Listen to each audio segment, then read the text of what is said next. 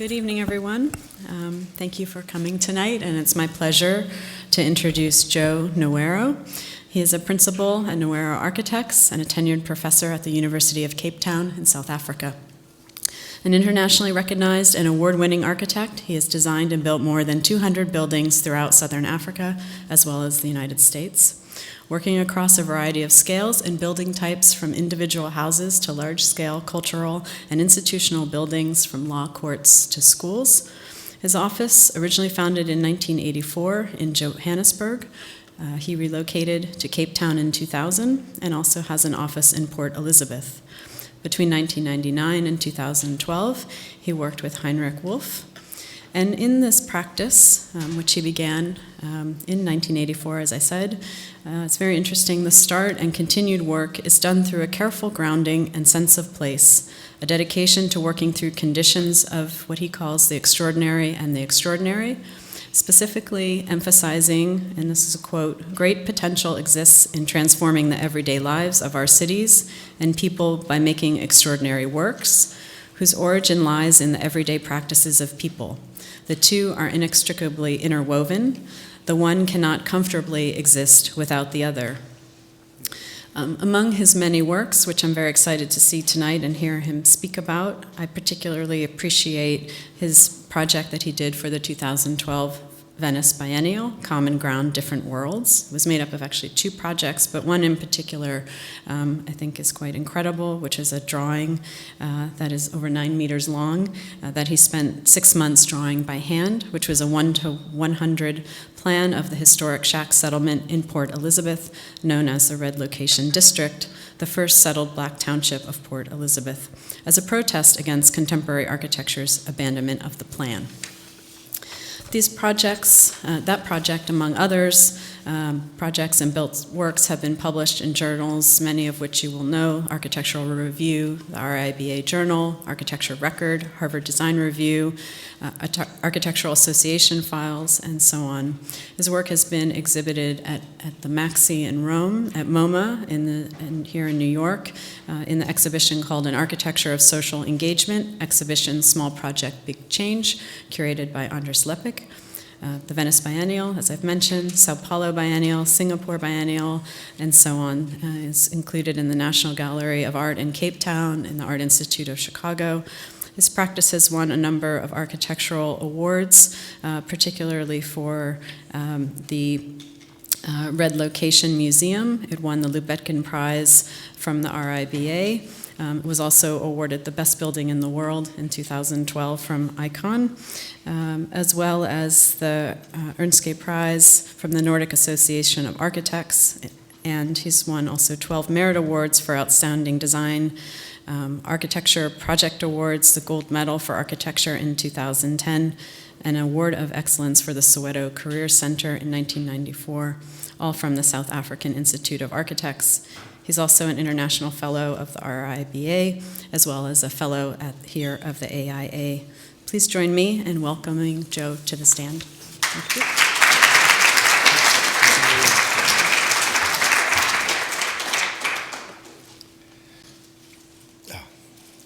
Thank you very much, Hilary, and thank you for your very kind introduction. And just thank you to Columbia School of Architecture for inviting me to come and talk to you.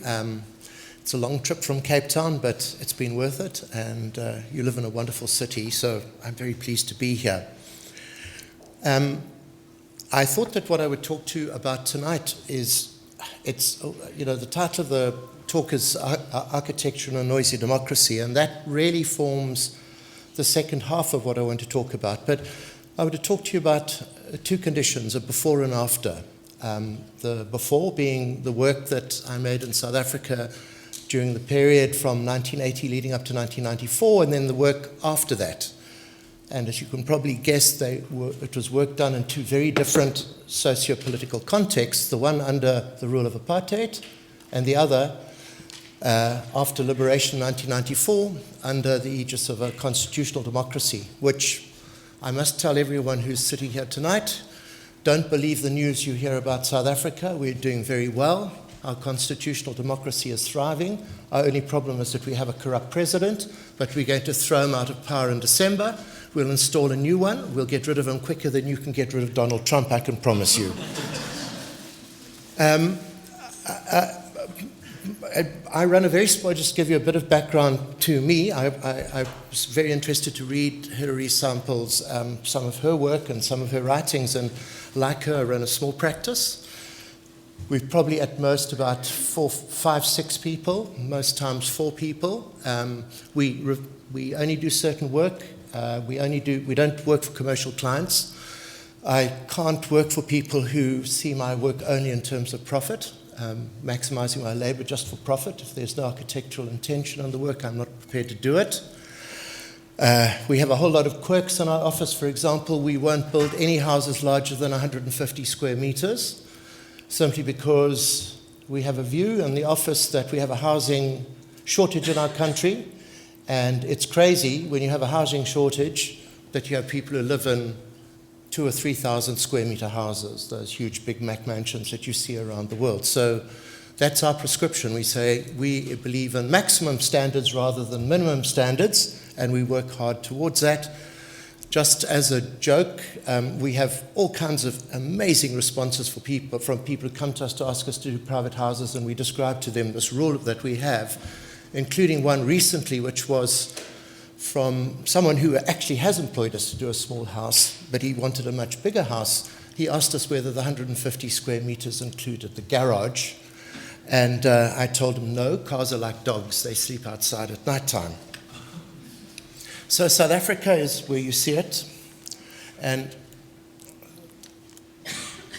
now I'm sorry, but Hilary, it doesn't seem to be working. Have you pressed that one? Oh, is it that side? Oh, sorry, I got the wrong one. I'm going to just try and give you a very brief idea of South Africa. Thank you. It's a really curious country, probably one of the most diverse countries in the world. Our cities suffer from 2 really extreme conditions. First of all, most of the big cities were built following the dictates of modern town planning, which is strict segregation of land use. So we have the ideal modern city, but what makes matters even worse is that when you overlay that with racial segregation, in other words, different races live in different parts of the city, you land up with severely dysfunctional cities. And our cities are really unworkable at the present moment and are debilitating, particularly for the urban poor.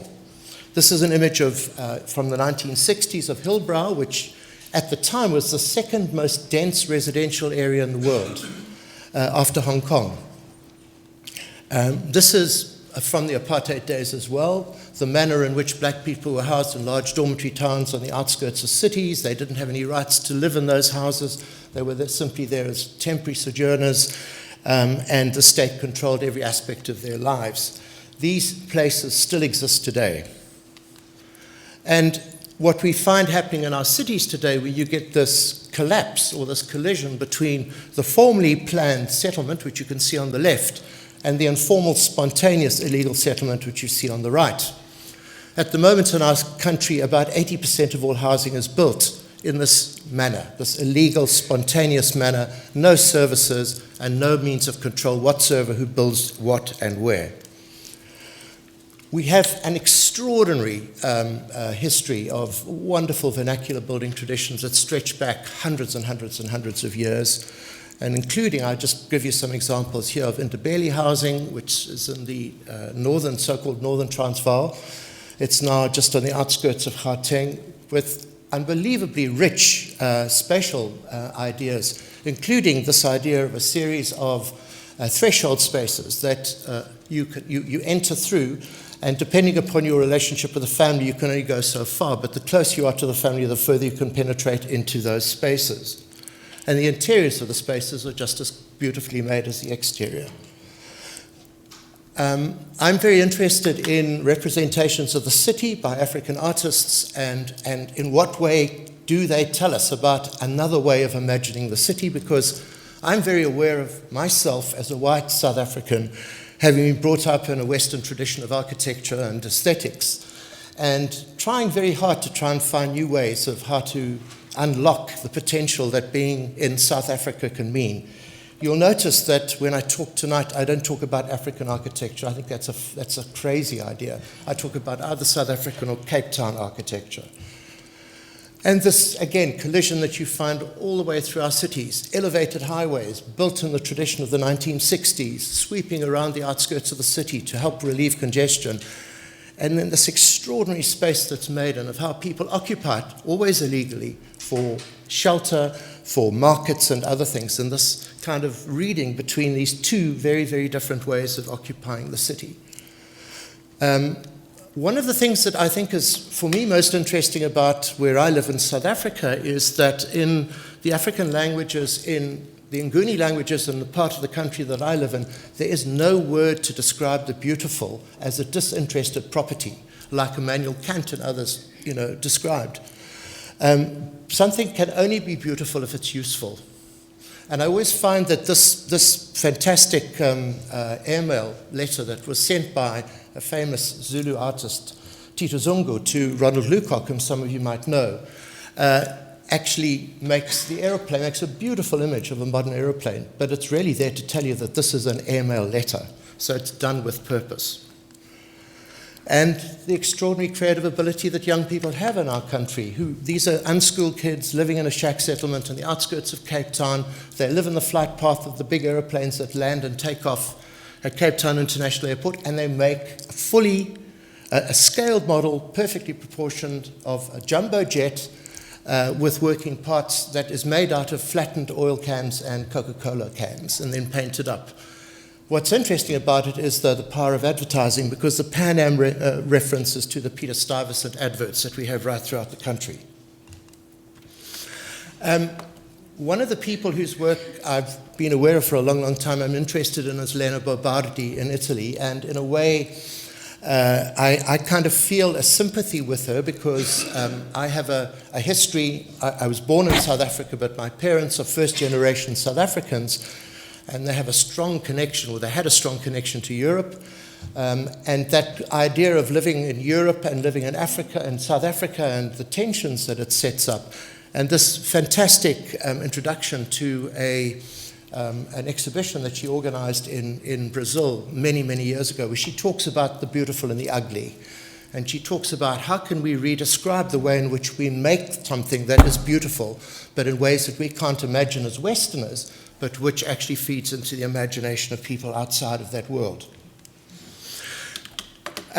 When I first started off my practice in the early 80s, I was really fortunate. By some accident, I met people in London, and I was coming back to South Africa after having studied there to meet up with this man who is truly remarkable. He's Archbishop Desmond Tutu, Nobel Prize winner, and I think one of the heroes of our country.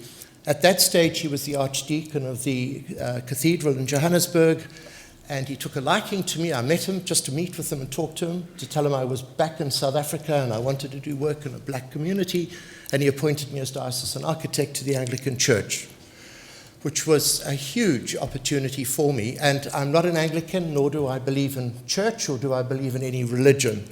And he thought it was rather funny that he should be appointing someone who at that stage anyhow was professing to be a Marxist-Leninist. But this is a little chapel that I made for him, and I worked on a chapel for him and an extension to his house over a 10-year period. The little chapel is only 2 meters wide.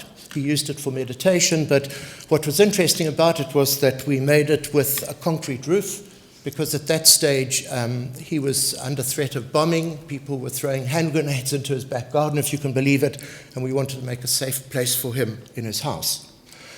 But what that led me to do was to do a huge range of church buildings. I did probably 40, 50 churches during that period of time. Many of them very, very simple buildings in really far-gone places in the rural areas. But I was one of the first, if not the first, architects in South Africa to work in the so-called black African townships. And I found it thrilling. But this is the first building that I ever made in my life, and I didn't only design it, but I built it with the aid of a local builder and the priest who bought the material. And it's a circular church in Jabava White City in Soweto. And it's a centralized church, which I think is interesting because the South African celebration of the Mass in the Anglican Church is very didactic and very dramatic. And the idea of a centralized church worked very well, but what I managed to do was to actually cut the fourth quadrant out of the back of the building and focus it into a huge big courtyard at the back, which meant that it could be used for up to 4,000 people at any time. So this is the first building I did, and just to say that concrete slab at the top collapsed once before we got it right. What was very interesting, though, for me was this idea, and it really gets back to political conditions and what kind of work it leads to. This was a project that I did shortly after I finished off the church in 1984. And this was a building that was built by the German government to honor the 1976 Soweto riots. And they got a German architect to design it, and it was in Germany, and it was built by South African builders in Johannesburg, obviously. But there was this dormitory block over here, which, if you have a look at the section, was, I think, a really clumsy building. It was a huge waste of space, and it wasn't well used. But more importantly, this was a building that was used by the ANC for returning exiles and MK soldiers who were infiltrating South Africa from the neighboring countries. And they needed to triple the accommodation in this space, but we had to do it in such a way that we wouldn't bring it to the notice of the local police, soldiers, or building inspectors. So what I did was we gutted the inside of the building but kept the roof, and then put in a 3-level building inside of that, like this. And tripled the accommodation, and did it in such a way that no one actually realized that much was happening in the building, except for a couple of roof lights that sort of sprung up on the building one night on the other side of the building, and fortunately the police didn't see it. So we managed to kind of do something which was very interesting, I think. Gut a building out, reimagine space, make it much, much more compressed, prefabricate everything, and then assemble it on site under the guise of darkness, and do it in such a way that no one would catch us doing it. So when people say you have huge restrictions in a city because of building regulations, let me tell you there are plenty of ways of getting around them.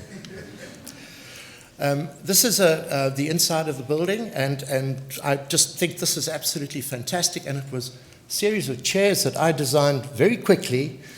They're beautifully made, and they're made by a local carpenter, literally 50 meters away from the church. So the kind of level of skills that are available in those areas is quite amazing. These are a series of prefabricated churches that we built right throughout, I said about 40 or 50 of them. And what we did was each church had a different facade. So they were all exactly the same, built like farm sheds, but they had different facades. And what we did in the office is we made a plaque to represent the elevation of each church, and on the consecration of the church, we would then give the church one of these plaques, which they then hung up. The inside of the church buildings. As a consequence of all this, I got very involved in a whole range of work for NGOs, as the Soweto Career Center, a whole series of buildings. And maybe for me, the thing I wanted to say to you now, and I know that this is not a correct term because culture can't be neutral, but I tried to make buildings that were culturally neutral in the sense of, I believed that because people weren't free in South Africa at that time, I couldn't presume to try and make culturally appropriate works and forms for people who didn't have a voice, because I think culture grows from the bottom up as much as from the top down. So these were buildings utterly shaped by responding to program, to purpose, to site, to technology, and so on. But one of the most interesting things was that we did try and make our buildings what we call transparent, in the sense that where we could, we tried to show on the outside of the building. I'm talking now about literally transparent, not all that other kind of stuff that people write about. But what we try to do is to make our buildings transparent on the outside, in as much as you could read the spatial configuration of the building on the inside, on the outside facade of the building. It was just trying to make things familiar to people so they could understand the stuff that we were doing. because these were really people who had never been exposed to any form of architecture like this before in their lives. We looked at shack settlements. We tried to develop building systems based upon the kind of use of materials and structure and shack settlements and so on. And of course, colorful buildings. The tradition of wall murals is very strong in my culture. Another series of buildings that we did, Planned Parenthood buildings, we did about 12 of these. If you can imagine, the township environment is very horizontal. This was an idea we got from Desmond Tutu, but he spoke about Nicholas Hawksmoor, a fantastic British architect who built some wonderful churches in the east, in the slums of London, of East London, commissioned by the Anglican Church to build tall vertical buildings to bring hope to people. And that was Desmond Tutu's idea. So even when we were doing these Planned Parenthood buildings, what we would do is make them brightly colored. And we'd try and make them as tall as we could so they would become urban markers in an otherwise undistinguished landscape. We even did work for the Pet Shop Boys. They commissioned us to do about 10 single classrooms like this throughout the rural areas in the Limpopo area. And we built this very, very simple structure, which is a double skin roof that could ventilate into spaces in between. Houses also that we built at that time, a house for a doctor, a friend of mine, Teresa Nkamolo, a very interesting story. Again, you can see that the facade is transparent. You can read the configuration of the building inside and the outside facade. But when I completed the house, she fell in love with the minister in Robert Mugabe's government in Zimbabwe and went to live in Harare. So her nephew took over the house, and he was studying medicine at the time at Wits University. And you know what he did? That's what he did. This is really fantastic. He took the house that I'd designed and he converted it into a dormitory upstairs, a little grocery store in the middle level, and a pool table area on the bottom level in a 100 square meter house. And he managed to live as a university student, put himself through medicine at Wits in 6-7 years through the income he earned on this. And it was one of the big lessons for me that for poor people, housing is a form of income generation. We've got to create that opportunity for them, because a house is much more than just a place they live in. It creates all kinds of opportunities for them. And then towards the end, in the middle 1980s, suddenly the work I was doing in the townships became fashionable in the richer areas of the city. You've heard of the term shack chic and all that kind of stuff. Well, that happened to us, and I took advantage of it, and I did a series of office buildings and other kinds of buildings using many of the ideas that we developed in the townships now in the rich parts of the city. So this was an occasion when it was from the bottom up, that people were building in the rich part of the city in the same way that people were building in the townships, and it gave me malicious delight in doing that. What happened then is, so a lot of this work was subversive, a lot of it was undercover, a lot of it was done for people who didn't have a voice at all. And then we had Liberation, 1994, a new government was elected, the ANC, with a fantastic president, Nelson Mandela. And I won a competition in 1998 to design a cultural center a cultural precinct in Port Elizabeth called Red Location.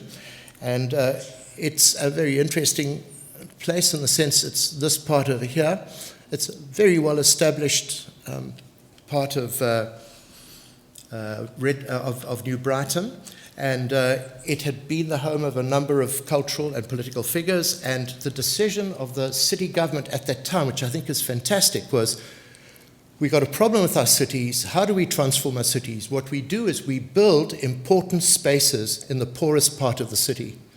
So their dream was of the city government of Port Elizabeth to build a cultural precinct with all the facilities you'd associate with the cultural precinct: museum, library, art gallery, theatres, etc., in a shack settlement. And this is the place that they chose. This is Red Location. Of interest for those who are here who are from England, these are old bungalows that come from a Boer concentration camp in Uitenhage that was uprooted at the end of the Boer War and brought to Red Location in Port Elizabeth. and black families moved in. For those of you who also don't know it, we like to think that the Nazis invented the concentration camp. They invented its horror, but the British actually did it first in the Boer War. And this was the place that we built the museum in. And again, this beautiful local artist who made these fantastic, thick paintings of the context that people found themselves in that part of it. Now, there are two key ideas here, and this is now after liberation. It's after we're free and we can talk to people and everything is open. I was interested in typology, and how can you find a new typology that can express an idea to people about what constitutes a public building? When I taught at WITS in the 1980s, I used to do banners and posters for the trade union movement. And this is one of the ones that a couple of friends and I did. And if you notice, and we did this under instruction from trade unionists, you'll find in almost all the trade union posters at that time, is you'll find three building types represented. You double-story school, the single-story bungalow, which is the apartheid house, and then the sawtooth roof of the factory. And I believe, and I think it was proven when we built the building, that the struggle for independence and South African freedom was fought largely on the shop floor, and that people who were unionized didn't see the factory as a place where they sold their labor, but they rather saw it as a place of civic virtue where the battle was fought and won for their liberation. So for me, the sawtooth roof had hugely symbolic importance, and so we decided to use that idea. It's also very good because you get natural light, you can ventilate through the roof and so on. The other idea was, again, an idea that I think is very important in the context of South Africa, is how do you make a museum in a post-revolutionary moment? And one of the wonderful things about the ANC in the Eastern Cape is they're very smart. And we talked about it at great length, and what they recognized, and this wasn't me doing the talking, it was politicians, very smart politicians. They were saying, we don't want any meta-narratives. We don't want a single history because we know that history will lie. It'll be propaganda. It can't tell the full story. And their reasoning for it was, okay, so the ANC won the war. The ANC won the election. We rule the country now. So we can rewrite the history. But then what happens in 15 or 20 or 30 years' time when the ANC loses its place as the top political party in the country? Is a new political party going to then rewrite that history? And are we going to go through a process of continually rewriting our histories? They didn't want that. So what I did then was to look at the idea of memory, and one of the ideas that we then developed was to look at the idea of memory boxes, which are very powerful in black culture in urban areas, where people, under apartheid, men came to the city to sell their labor, family remained in the rural area. What happened was that the men who lived in horrible barrack-like conditions kept memory boxes under their beds. And those boxes contained ideas of their family, mementos, photographs, whatever it might be. They became very treasured things because it kept them sane for the 11 months every year that they worked in the city, distant from their family. And what happened is these memory boxes became more and more elaborated until they became things like these that you see over here, where they become these wonderfully elaborated boxes filled with iconography, in this case religious iconography, the Virgin Mary and various other things. But the idea of a memory box is a very important part of black culture, particularly urban black culture. And so the idea of memory, and rather than history, and then the idea of the memory box became a very important part of how to organize the spaces and the story within the museum. This is a drawing that I made when I was actually teaching in St. Louis, in Washington University, St. Louis, and I was helped by a fantastic graduate student there, Amit Patel, who now works in San Francisco. But really, it's trying to do what someone like Oscar Niemeyer did. Is if you've got a big space and you want to make something, what do? You make a crossroads, because a crossroad is always the first form of intensity when you get two roads crossing. So that's exactly what we proposed, and then we located all the major buildings around it. And one of the other things that I think is very important about South Africa is, and I get really upset with this, is the only true, in my mind, public space is the street. everything else is controlled. When people talk about, you walk around London and you go through these new kind of developments and they talk about public space, that's absolute nonsense. They're not public, they're controlled. They've got cameras, they're owned by someone other than the public, and you can be excluded at any time. So for me, what we try and work with all the time, if we're doing any kind of work that goes beyond the building in South Africa, is we work with the idea of the street, because I think that's the only democratic space we've got left. And it's contested, and it's a problem, but it's a great problem. And then an idea of a model, which you can see the cross street, the crossroads. The first building we did was the museum. We then built the art gallery and the library archive, and we're now building a big theatre, and we're building 250 odd houses around it. The buildings as they are now, and I'll just quickly show you the museum.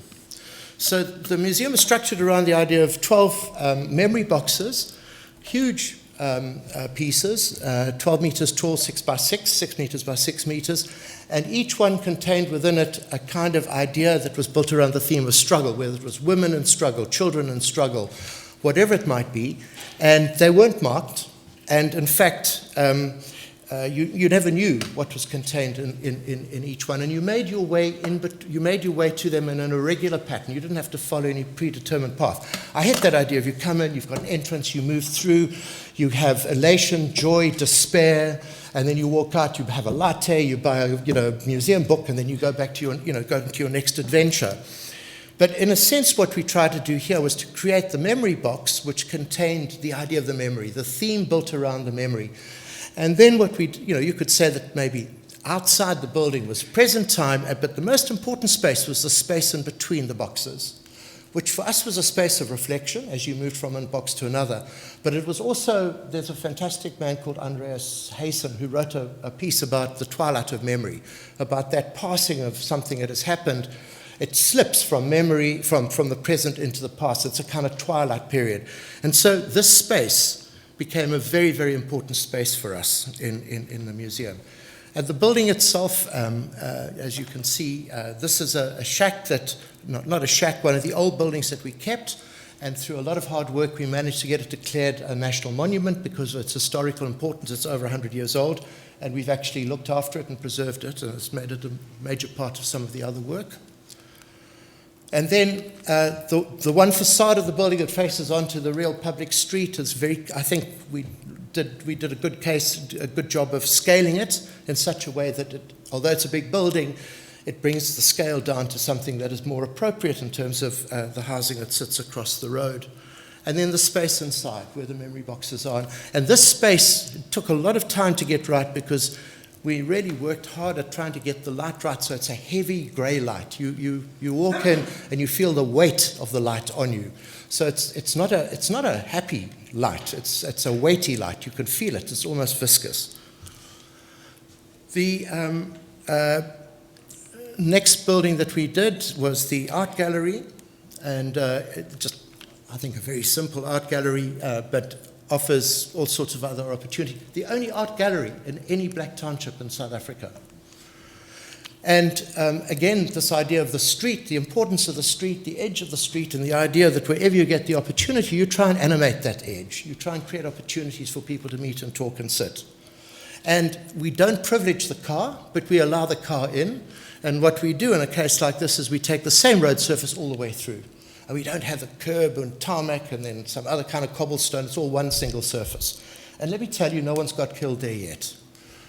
And the building under its different conditions. And then in the crook of the space, of the L-shaped space, we kept in its original position one of the original bungalows, if you want to call it that, from the Boer concentration camp. And what we did is I know that you've got a preservation program here at Columbia. We didn't try and restore it at all. We just left it as it is. And what we've done is we've contracted one of the families who lived in a similar kind of house to that to come and look after it every month or so. And when something falls off, they get a piece of, like they would have done in the past, they get a piece of plastic, a plastic bag or something, and they stuff it into a hole to prevent the water from coming in.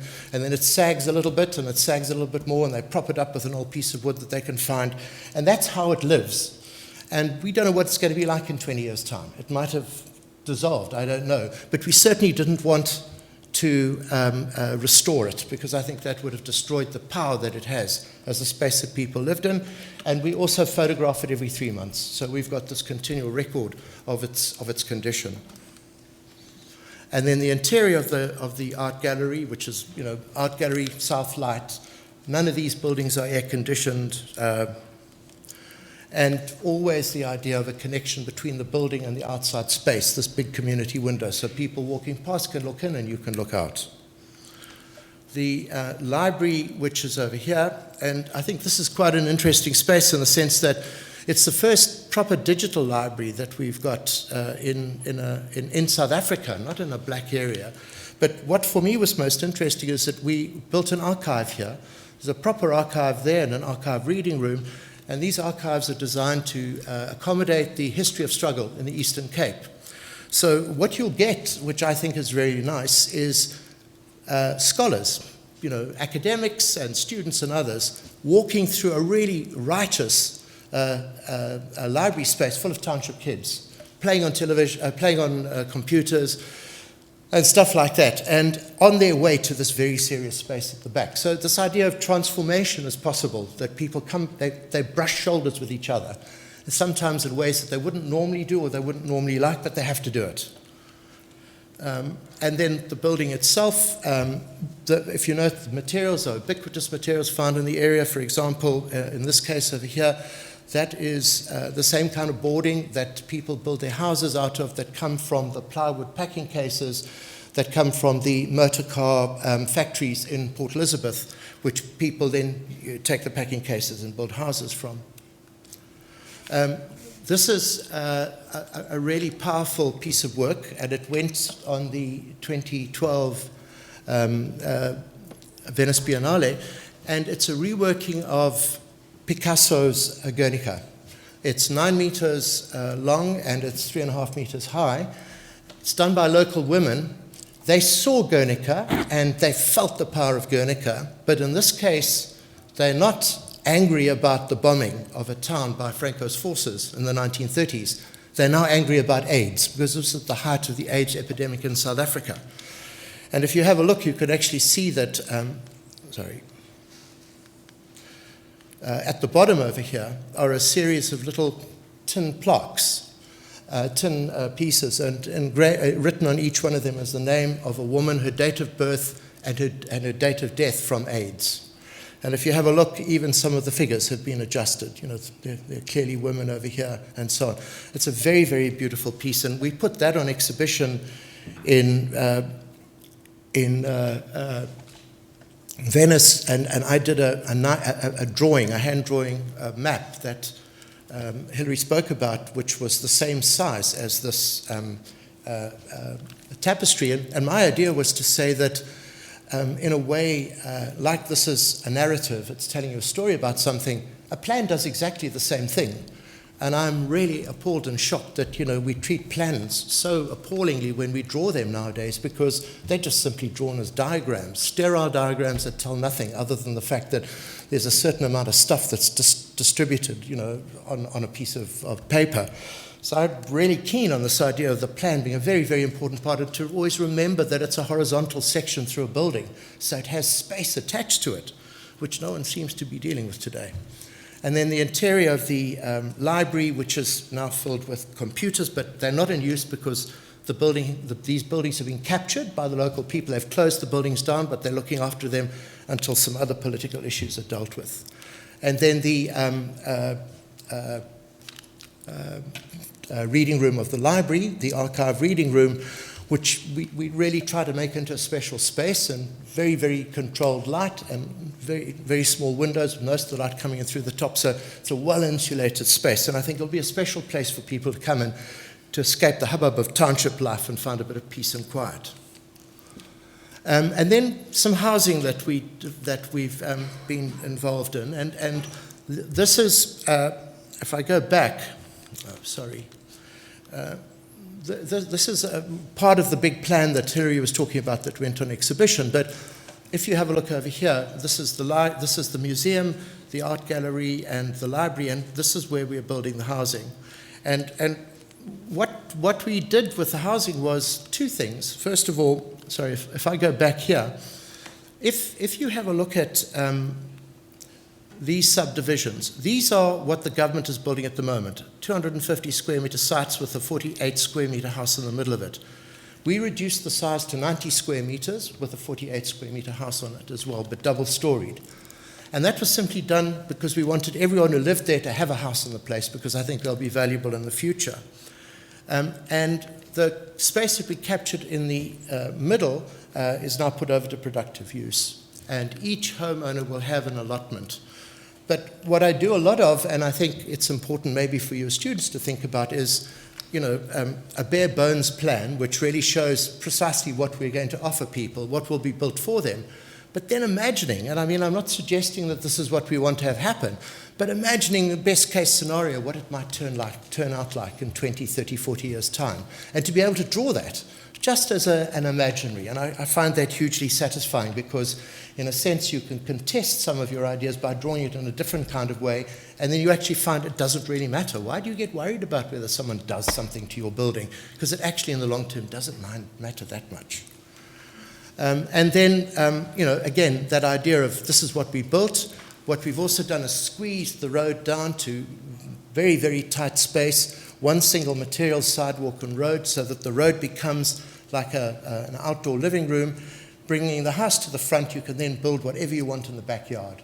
And then if you can provide access from the front yard to the backyard, you can rent out that space. You can have a factory. You can do anything you want, but you can use the housing to generate income, which is really important for poor people. And what you can see here is the housing as we're going to build it, but the idea is always that you get these routes through the house from the front right to the back. The other thing is that the city who provide money for the housing don't like people building shacks next to their houses, because that's what people do. They move from a shack settlement, get a house, the first thing they do is build a shack in the backyard, and the city doesn't like that because that sort of spoils the dream. When the Minister of Housing drives past, or she drives past in a chauffeur-driven car, they get upset. So what we did was, quite cleverly, I think, built this wall, which means that you can do whatever you want behind, and it can be thoroughly illegal. It doesn't matter, but no one ever sees it. So it's invisible. And if it's invisible, no one can see it, the building inspectors don't mind. The only things they worry about is what they can see. It's another good lesson for you to remember. I'm now going to quickly talk about work that we've been doing in Cape Town for the last 15 years or so, just to give you an idea of some of the projects. It's the most beautiful city in the world. It was occupied by the Dutch at the same time as New York, so we kind of got the same, in colonial terms, same sort of time span for growth. Although you must understand that the perspective that we have in South Africa of who came first is driven by Western European and particularly Dutch Calvinist interests. The Portuguese were here well before, and then before the Portuguese were the Japanese, and then even before them were the Chinese. So it goes back to the 11th, 10th century. So, but the first settlement that we know of was created by the Dutch, 1652. It's a big metropolitan area of maybe 4.5 million people, but small settlements clustered around this gigantic big mountain. I'm again using artwork. I'm interested in the representation of the city that I now live in today over the time. I mean, this is fantastic drawing, of a kind of very civilized city, also, made by an English artist. And then the modernist vision. This was done by Kurt Jonas, one of our best modern architects, a friend of Rex Martinson, in 1934, imagining Cape Town as a city of slab blocks. I mean, can you believe if that had been built? Needless, I have to say, is Kurt was a really good Bolshevik. And then, Cape Town is a mini Hong Kong, which, I don't think will happen because well, I don't think it's possible to do it because of the landscape. But then what Cape Town is now, sleazy, multinational, international tourist destination where everyone is either a waiter or a chef or a barista or a whore. That's kind of like the kind of way in which we live in the world today, and the service industry that's gripped us. But this is a kind of interesting image in the sense that, that's where the tourists are and everything is for rent, and we can even build things on the top of Table Mountain. But that's where the people live who actually service that kind of wonderful entertainment area. But this, for me, is what tells the story of our city, and it's really an analysis of wealth, density, and energy consumption.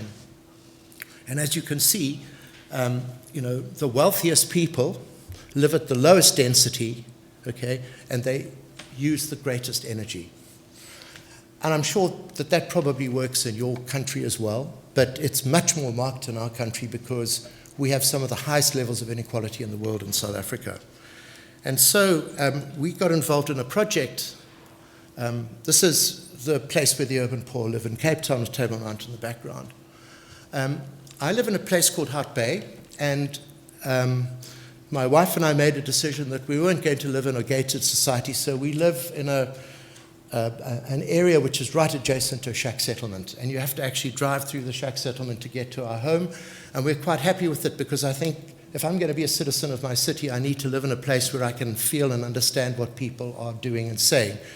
This was taken about 4 days ago from the front pages of our national newspaper, and it's about Hart Bay. We had riots in Hamburg, which is where I live, about the fishing quotas, because there's been some corruption to do with the fishing quotas. But this is Hart Bay. It's the most beautiful place. Table Mountain is up there.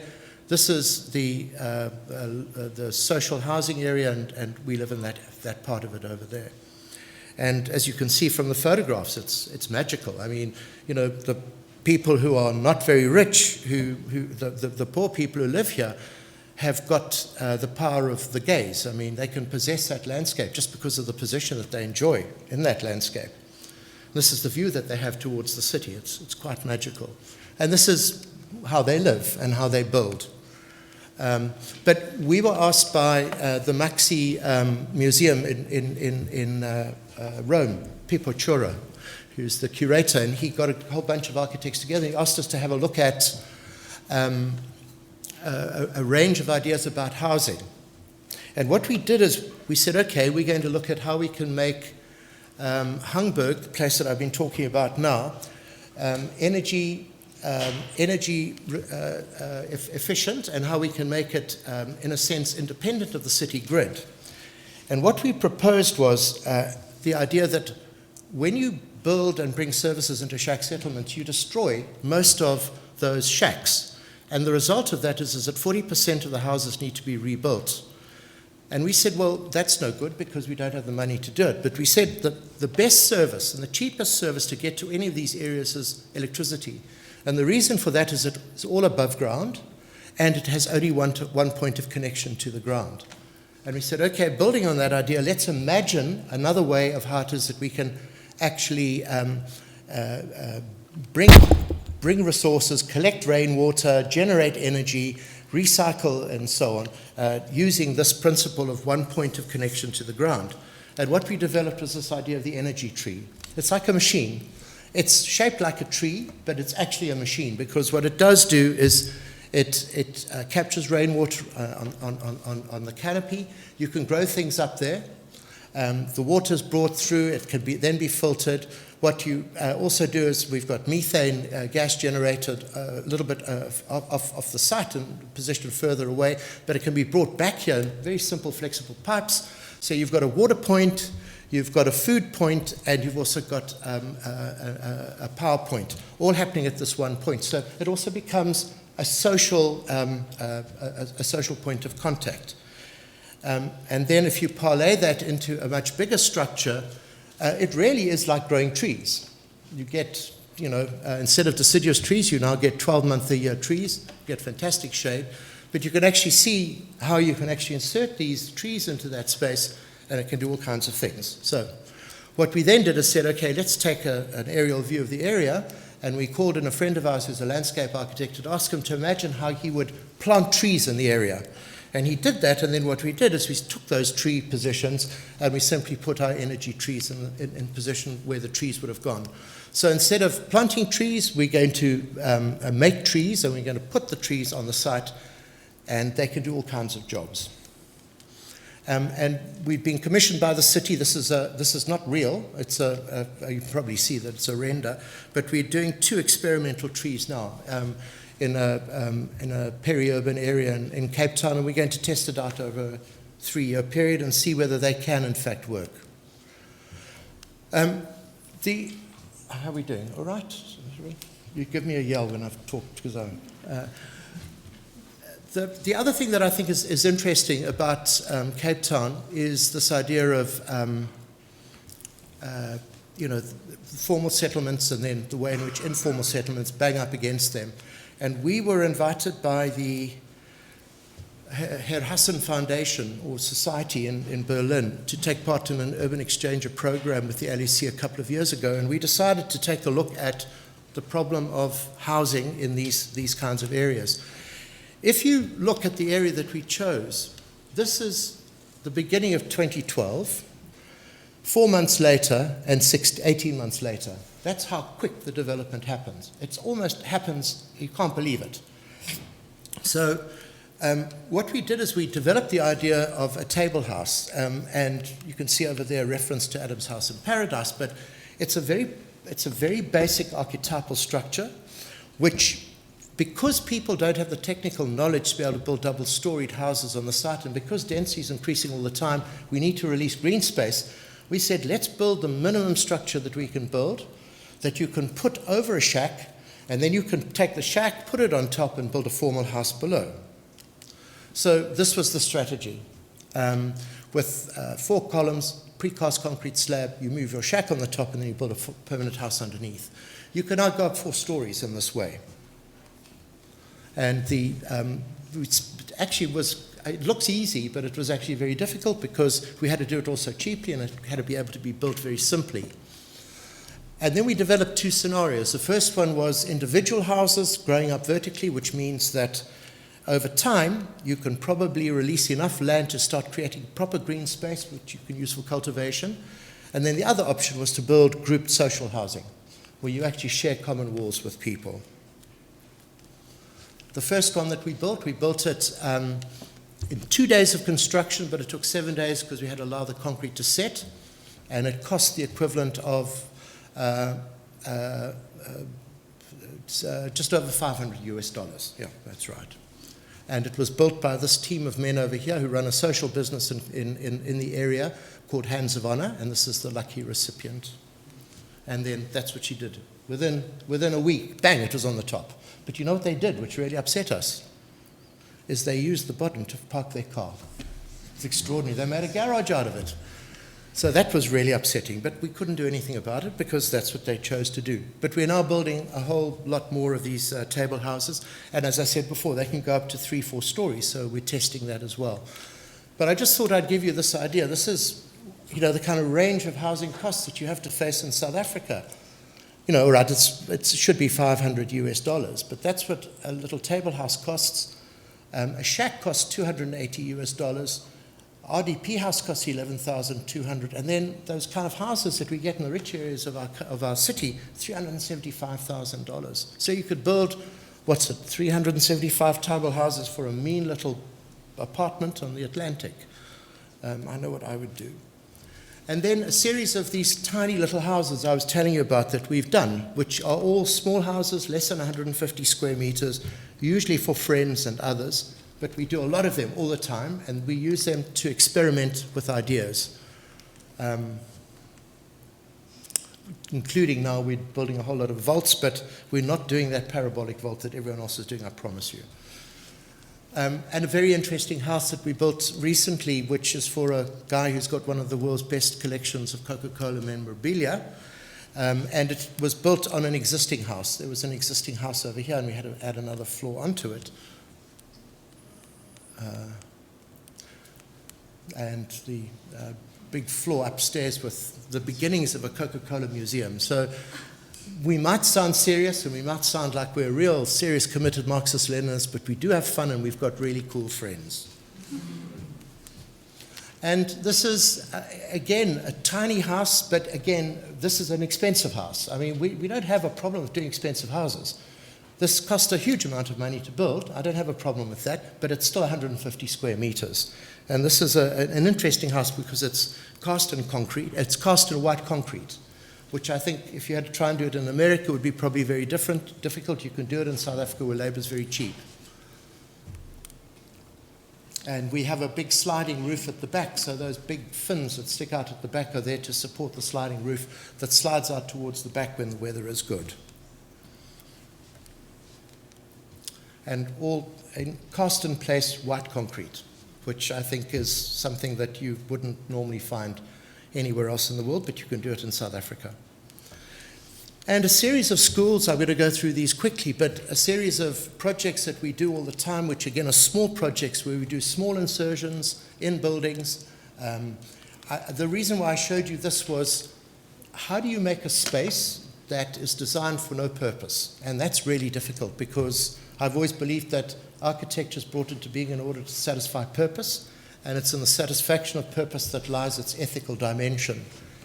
And yet here we made these circular spaces for no purpose other than that they were given over to the kids and they can do what they wanted with them. Other spaces, we built lots of models. And again, another building that was done with no purpose in mind other than the fact that it had to satisfy 20 different uses. And it's a circular building with a square contained inside of it. Buildings that dance in between trees. And then a place to collect kids, which becomes an outdoor classroom. So we're interested in geometry, we're interested in purpose, and we're interested in multi-purpose uses.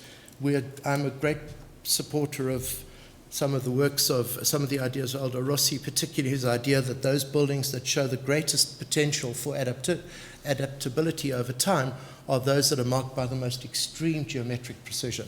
So the kind of weak geometries that you find architects use today are utterly, I think, incapable of being able to be adjusted to new uses over time. So I think that they're unsustainable. The landscape is really important in Cape Town, and this was a kind of case that demonstrates it. We've just completed this building now, a large courtyard with fantastic views of Table Mountain. And the school wanted to build the 2 wings of single-story classrooms, and they wanted to build another story of classrooms on either side of the courtyard. Now, if they'd done that, they would have destroyed the view of the mountain from the courtyard. And we said, you can't do it. And they said, well, there's no other way to do it. So we said, no, there is. What you do is you put the classrooms on the ground, and then you take the courtyard and you bend it. You put it over the top of the building. And that's what you do. So if you imagine, instead of the existing classrooms are over there, instead of putting another story up there, you put the classrooms next to the existing ones, you create a street in between, and then you do that with the roof, and you make a green space, which becomes now a courtyard space that the kids can use. It's a fantastic space because it's inclined, and you still get the view of the mountain.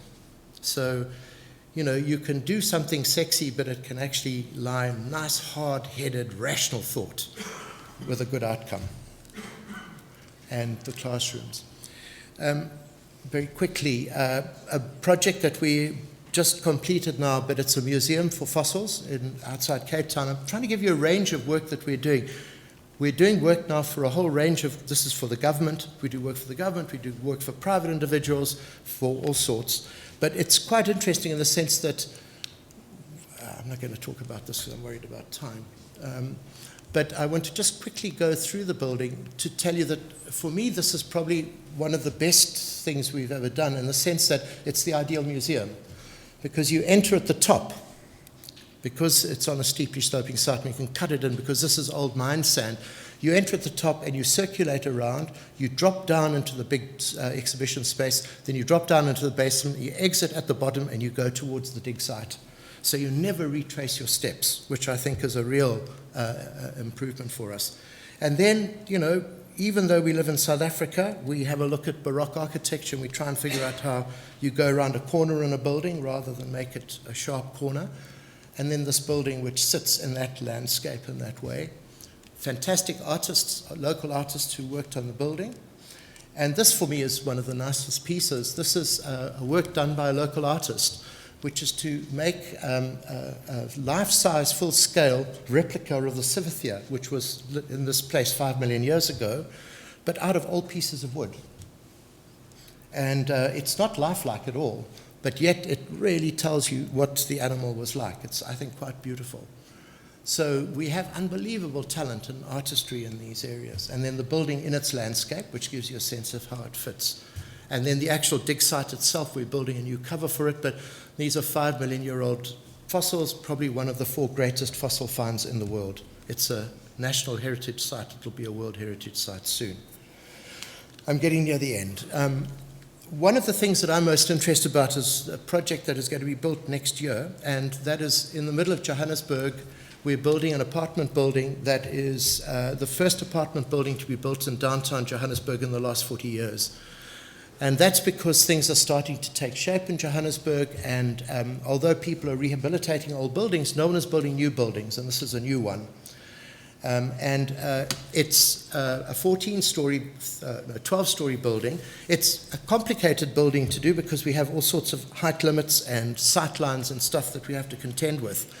But what really excites me about the building is the fact that it's a building in which we have a range of accommodation from 22 square meter small studios all the way up to 100 square meter penthouse. It's a building that's got 7 different apartment types in it. And the costs start, in US terms, at $25,000, and they go right up to $180,000, $200,000. So it's like building a cross-section of a building in the city where you have a range of different types that are offered to people, from tiny space to bigger space, family space to single-person space. And the building in its context. And we're looking now at different ways of treating the facade. This is now with a flat top rather than and what it looks like in the city at night time. And then finally, to end off, because I come back to what we started off with, my first building was a church, and my last building is now also a church, and it's also a circular church. But what's interesting about it, and I tell you the story because it's one of the advantages of being a teacher, I taught the priest in this church, I taught him, he was an architectural student at Wits in the 1980s, the best student we probably had at Wits in 10 years. And he practiced for 3 years and then became a minister in the Anglican Church, a priest in the Anglican Church. And then contacted me 5 years ago and asked me to make a church for him, which was fantastic. And we've had great fun. But this is a church, and I've shown the St. Paul's Church over there together with the new church, and really it's a much more sophisticated reading of a church now that I've got more experience and I can actually deal with these things in a better way. But it's a church that offers both small and big space, and it offers a full range of uses.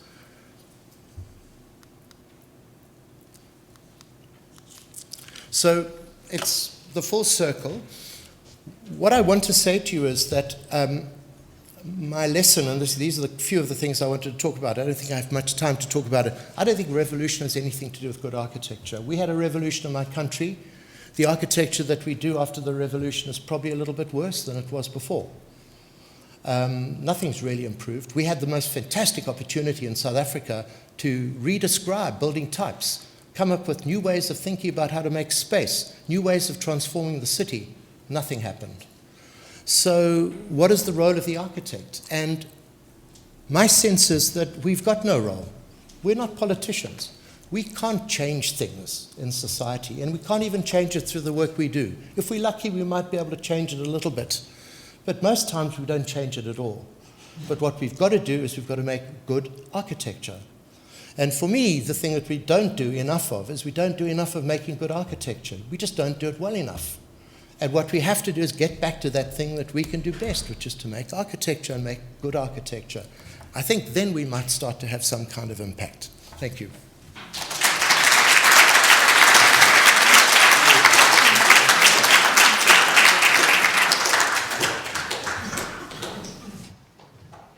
Students may leave to go just eat dinner, but we'll spend a few minutes.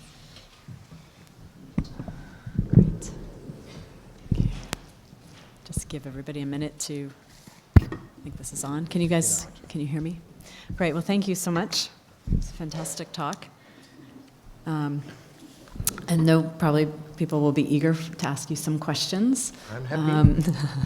So I don't know if just maybe a few things. I think there's so many things I'd love to talk to you more about, and a range of things from just even your start and looking through your work. I know also there were some competitions on housing in the beginning.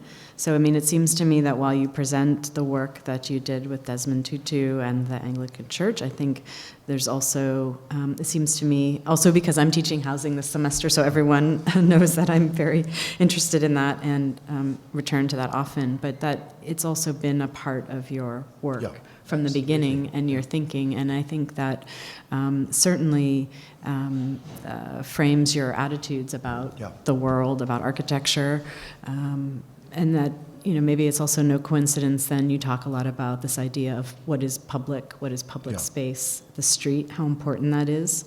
I got a sense through your work also, it's very obviously thoughtful, but also you seem to stay true to all of these ideas through everything you make, buildings, but drawings, even there's a recent film online that there was no talking, no subtitles, just people walking in the buildings, which I thought was very interesting. So again, returning to that, ideas of, I think, representation in the city.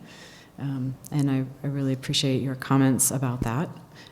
Maybe we could talk a little bit about those terms, because I think it just, your last comments about, what can we do as architects, and to do those things really well. It's building, but I think also for young people, and particularly in the U.S., it is very difficult to start a practice and have opportunities.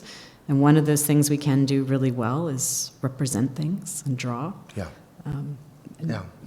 I would be curious to hear a little more about your thoughts around that, and maybe how you spend your day. It seems as though, obviously you spend time, you draw, but you also seem to walk. You must. No, look, there's a couple of things.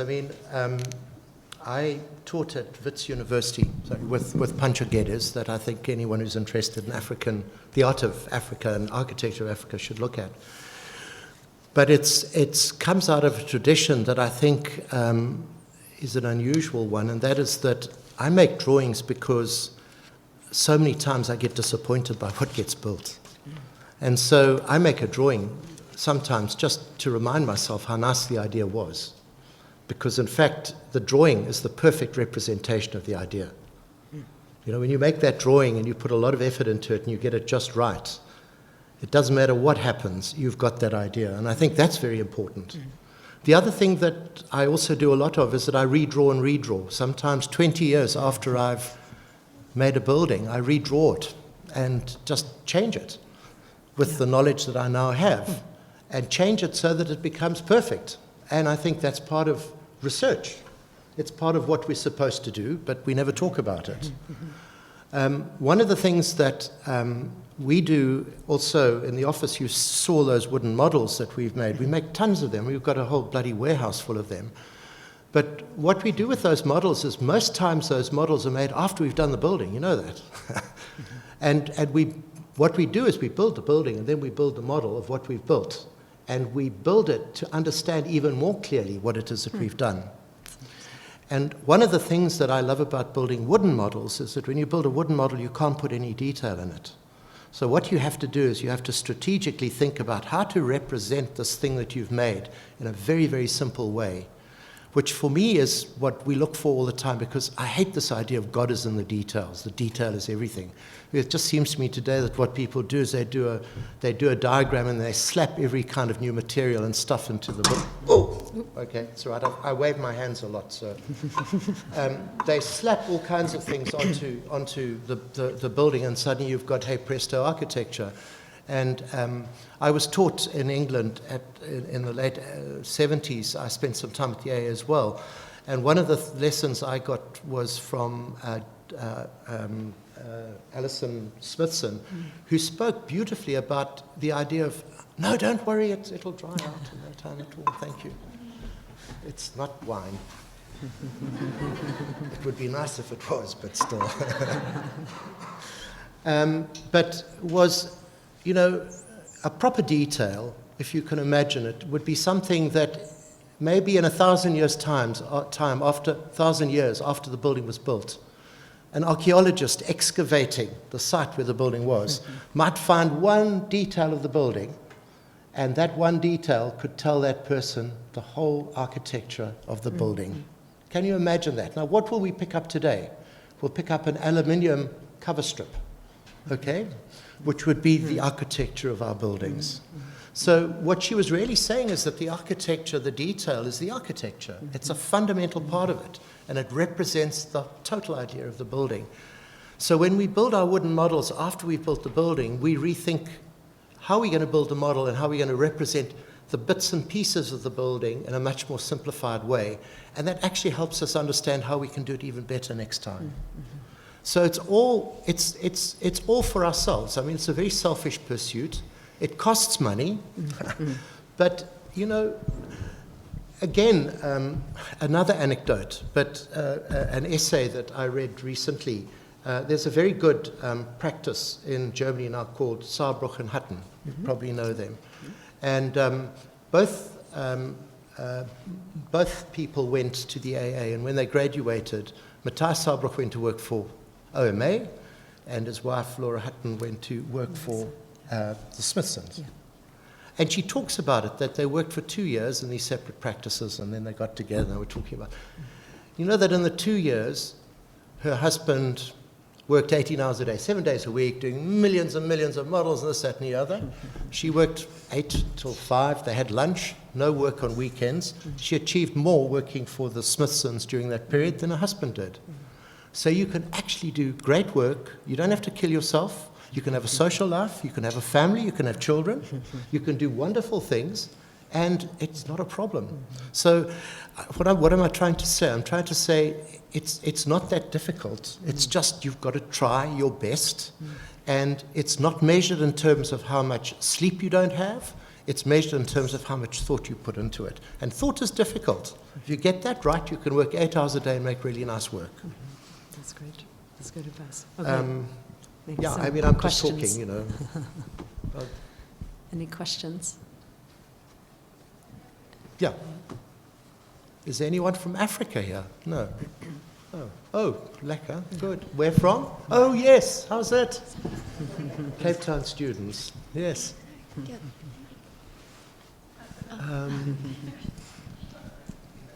Yeah, great. Yeah. Hello. Thank you. That was very informative and inspiring lecture. Thank you for that. I was very interested in the idea that the way you put it is housing is a form of income generation. Yep. And I was wondering if you have any ideas or thoughts how that could be applied in different parts of the world. For instance, in the U.S., like with all these regulations and zonings and codes. If you have any ideas to that. I've no idea. I mean, you know, the US is a different place from anywhere else on the planet. I mean, you could be in Mars. You know, I mean, you really are different. But I mean, you know, one of the most interesting things about housing is, you know, this idea that you know, housing needs contract and expand over the life of a family. And you know, I think in the US, what you've done in the past is you move. You move from small to big, from big to small, and then to a retirement home or whatever. Well, in other parts of the world, you don't have that ability because you're constrained by, you know, income potential. But I think it's going to happen here soon, that, you know, it's not going to be possible to be able to do that. And so the question is, how do you make houses that can accommodate a large family when the family leave? How can you then transform that house into something that you can Airbnb, you can rent, you can do whatever you want? I think that's an important consideration. It really is. And it's a traditional one, you know. You know, I studied under John Turner in England, and, you know, there was a maxim that he introduced to us, and that is that never describe a house in terms of what it is, because that's what we tend to do as architects. We always talk about what it is. Rather talk about what it can do in terms of people's lives, you know. And I think that idea of income is very important. I just wanted to say with the Cape Town students here that,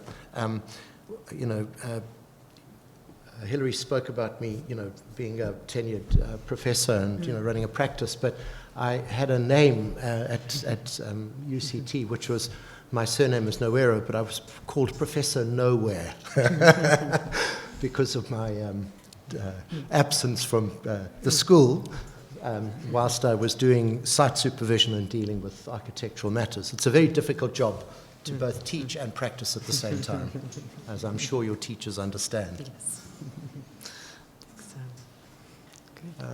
Great. Any other questions? I'm sure there's, Yeah. Do we have one?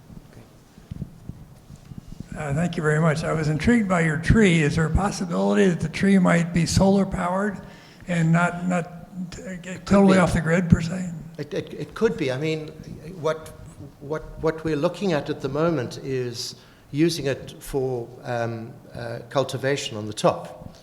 But we have a big problem in Cape Town, which is that we have very strong winds because we're right at the tip of Africa.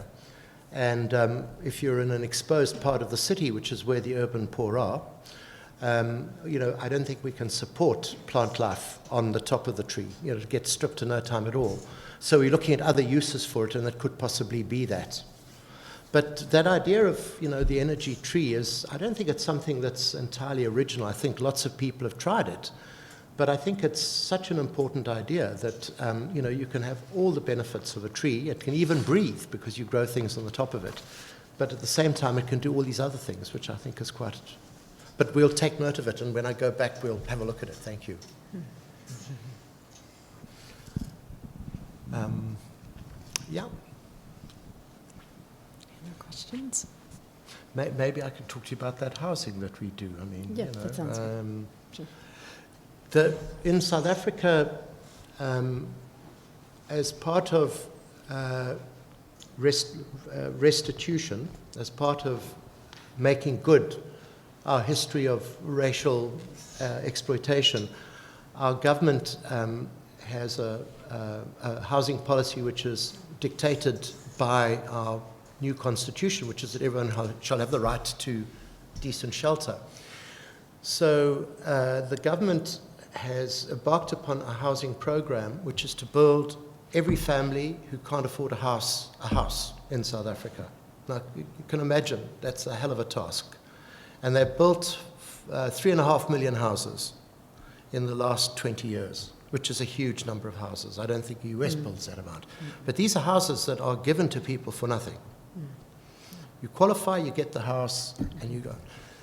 The problem is that it's a one-dimensional approach to housing because, first of all, every family's housing needs are unique. And, you can't satisfy the housing program by building every family a 48 square meter house because you have big families, small families, and so on. And also because you have to build the housing cheaply, you need large pieces of ground, which are usually found only outside the city. So you get big contractors involved. They work at, huge economies of scale. They need big pieces of ground. So you build all these houses outside of the city, far from work opportunities. So we've built 3.5 million houses, and most of them were disasters. We find that in some cases, for example, where the houses are built close to a shack settlement, a family, for example, we did some research recently, a family will get an RDP house from the government. Now, they've obliged, in terms of the law, to live in the house for 9 years before they can sell it. But of course, there are ways of selling it. So what they do is, after 6 months, they will, someone will knock on their door with a suitcase full of cash and offer to buy the house from them, and they're only too happy to take the cash and leave. What then happens, and these people are usually people from outside South Africa, from West Africa, who've got huge urban experience, much more so than South Africans because of our history. They knock the house down, and then they build a double-story pancake building right over the site, 2 floors, 10 rooms per floor with a little bathroom kitchen at the end, and then they rent those rooms out for a huge amount of money every month. So, my tax money goes into building a house on a piece of ground that the government gives to a needy family who then sell it on to someone, and within a year and a half, the house is knocked down and something new is built on its place. which shows you the impossibility of getting the state involved in the design and management of housing.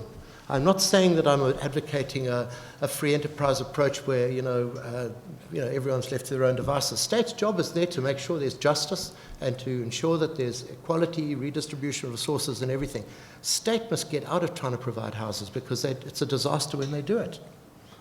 And I'm not sure what the experience in the US is, but I mean, I lived in St. Louis for 5 years, and the housing problems in St. Louis are disastrous. The kind of state federal housing that was built in the 60s, 70s is unbelievably, unimaginably bad. So I don't know how you would manage it in the US, but you certainly need to give control over housing to local people and local organizations. But they need to be given access to the resources that they need to build. Now, what's very nice is, I mean, a country like Brazil, for example, in Sao Paulo, they have a friend who's just come back from there was telling me that they have a program that they've been running for some time now, where the people for whom the housing is intended are given the freedom to choose the kind of architects and other people that they want to work with. So that they have the confidence of knowing that they've selected the professional team, so they can talk to that team and they can express, their fears and the things that they want, rather than having someone forced upon them. Interesting. Okay. All right. Galia. Yeah. Thank you very much for your lecture. It's Thank you. Beautiful work and very, all the explanations are very interesting.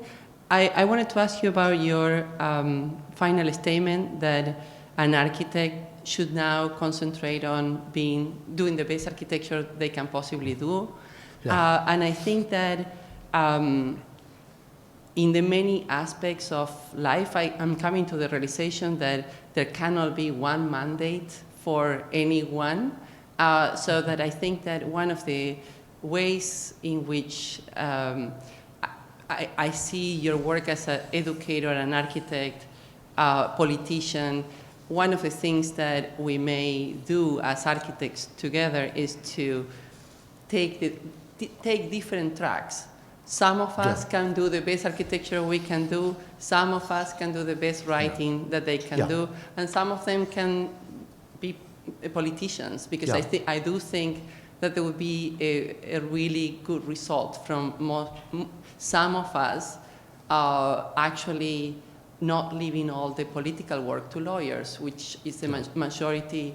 So have you, do you see, are there any colleagues that you have that are working on the policy aspects of architecture or the political aspects of architecture? Yeah. No, I absolutely agree with you. I'm talking about I have a number of friends, and some of the ex-students in the audience here from UCT will bear this out. We have quite a number of our graduates now who are moving into local government and working, in housing, in health and in education, and actually finding it really fulfilling, because although they're not making drawings or they're not designing buildings, they're actually manifestly changing the kind of direction of policy. Maybe the point I was trying to make is just that I think that there are two principles that I think, if you want to make buildings, as opposed to doing all these other things that are important. I think the first one is not to confuse architectural practice with active citizenship. Active citizenship, you join a political party, you march under the flag and you change things, but don't think architecture can do that. And then the other point that I think is really fundamentally important is that, if you take the idea that architecture is brought into being in order to satisfy purpose, because without purpose you can't have architecture, it's empty of meaning, then we've got to accept that that purpose carries within it an ethical dimension. And so our work is ethical. And the ethics in our work lie in the contractual relationship that we set up between ourselves and the people who sponsor our work. And we don't do enough of that. We should start saying to the people who ask us to do things, we're not prepared to do it, simply because we don't believe in it. And stop the idea that if you don't do the job, someone else is going to do it, is not going to do it as well as you can, or too bad. Just don't do it. If you want to be ethical. If you don't want to be ethical, I'm sick and tired of hearing these huge mega stars say, oh, I didn't really want to do the building, but we had to make the best job we could. And a little bit embarrassed, but I mean, after all, we did it. Bullshit. You did it. And you took that decision. You've got to live with it. And I think you've all got to make that decision for yourself. And you make it in different kinds of ways. I mean, for example, in our practice, I'm sick and tired of people saying, will you please come and we'd like to interview you for a job. And I think, there I am, 65 odd years old, and they're scrutinizing me as if I'm some kind of, specimen, and they want to check whether I'm okay for the job, or whether I've got the insurance policies, and whether, I've got the competence in my practice. And I go and I say, fine. And when it's finished, I say, now I want to interview you. I want you to show me your bank account. Can you afford to build this building? How much profit are you going to make? What are you going to do about the people who work in your company? Are you going to consult them when you make this building? Are you going to talk to the people who clean the windows in your new building, and the security guards and others? And sometimes they get mad. Out, go, most times. But every now and then you catch someone, and they say, okay, let's talk. And they suddenly understand that this is a relationship. It's not a master-servant relationship between an architect and a client. This business about architecture being an industry is bullshit. It really is. It's not an industry.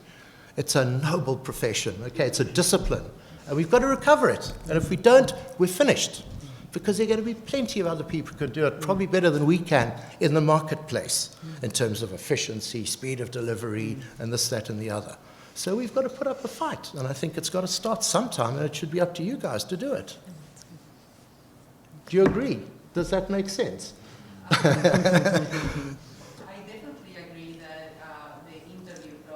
Yeah, it's humiliating. Eh? I also think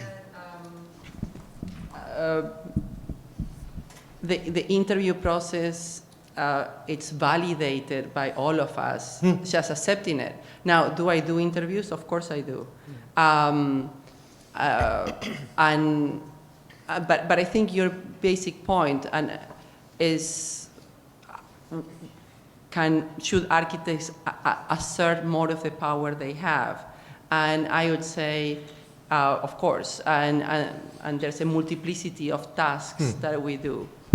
And the comparison that comes to mind is like, when you're a parent, you also decide certain things that you can get done right, and certain things that you cannot. And the acknowledgement of limited power as architects, it's also a way of moving forward. Yeah, no, I agree, but I think we construct those limits ourselves, and I think there's a good chance that we can pull them apart. I mean, I know it sounds crazy, but I think we're going to set a fashion in Cape Town for small houses, for rich people. Because all of a sudden people are saying, hey, this is not a bad idea. Now, I must admit, I don't give them the story I gave you tonight, that, we've got to build small houses for rich because we need maximum rather than minimum standards. We talk about other things like sustainability and stuff like that. But I think you can actually change it. And you just need one or two opportunities, and then if you can do it well, suddenly other people see it and then they do it. So I think we've just got to try a little bit more. That's all I'm saying, And I'm talking specifically about, if you want to be an architect, drawing buildings, making architecture, going to site, supervising construction. The other routes that you're talking about, absolutely, I couldn't agree more with you. Okay. All right. Thank you so much. It's a pleasure. Thank you.